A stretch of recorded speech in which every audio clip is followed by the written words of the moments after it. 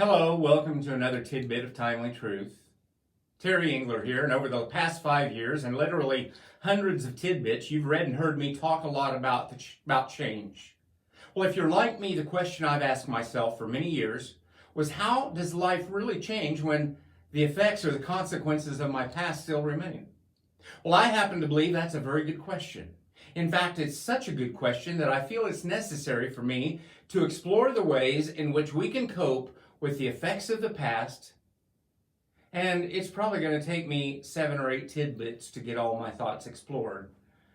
But the good news is those tidbits will come in rapid succession rather than just once or twice a week, because they're all going to be about this topic of healing the hidden wound.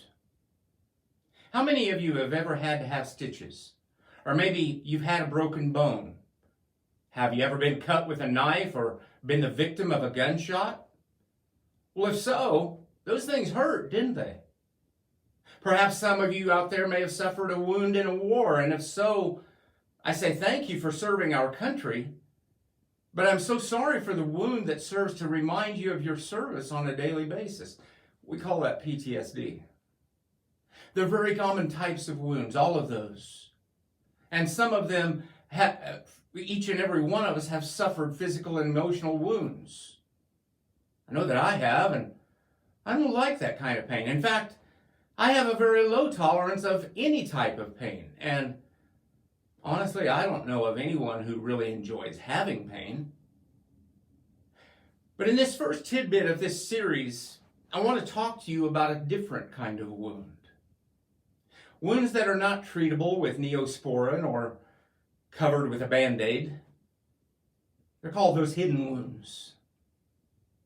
What are they? Well, they're wounds that come from fears and worries and resentments, memories, maybe even regrets of the past.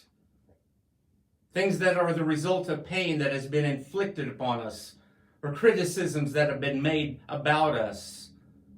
Perhaps wounds from being rejected, abandoned, a victim of prejudice, or slander, or ridicule. And where do we get those hidden wounds from? We get them from everywhere. Perhaps you've heard it said, "Sticks and stones may break my bones, but words will never hurt me." That statement is a lie. Words are much more hurtful than sticks and stones. Perhaps some of you still remember things that were said to you as a little kid. Hurtful things that you've never forgotten. You can get wounds from friends. You can get them from where you work. You can get them from just about anywhere. And for those who have been victimized by prejudice for no other reason than the language you speak, or the accent in which you speak it, or the color of one's skin, sadly, those things have caused countless millions to have experienced deep wounds that are hidden. But it doesn't end there. Maybe by virtue of your gender, you had prejudice against you. That hurts, and it hurts deeply. The deepest wounds of all tragically come from our own families, our parents, our siblings, our children. Yes, even our spouses, and more often than not, ex-spouses. And it's those wounds that hurt more deeply than any others. But if there's a comfort to be found in hidden wounds, it's the fact that every one of us has them. Everyone. I have them. You have them. Even people that seem as if they have their lives together and are seemingly on top of the world, they have them. You can be beautiful, you can be successful, and you can be wealthy and still be wounded on the inside. The thing about these hidden wounds is they're harder to heal than those physical wounds. But the good news, however, is that we have a God who wants to heal those hidden wounds. In fact, I believe that's why God put us here. I don't believe that we were put on this earth by accident.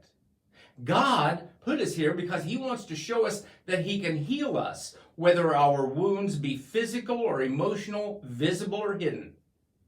God wants to bring wholeness to our lives. And yes, the consequences from our wounds of the past may remain, but God can use them to shape and mold us into the person He has created us to be. I hope you'll tune in to every segment of this series, because there's someone out there who is hurting. So join me next time.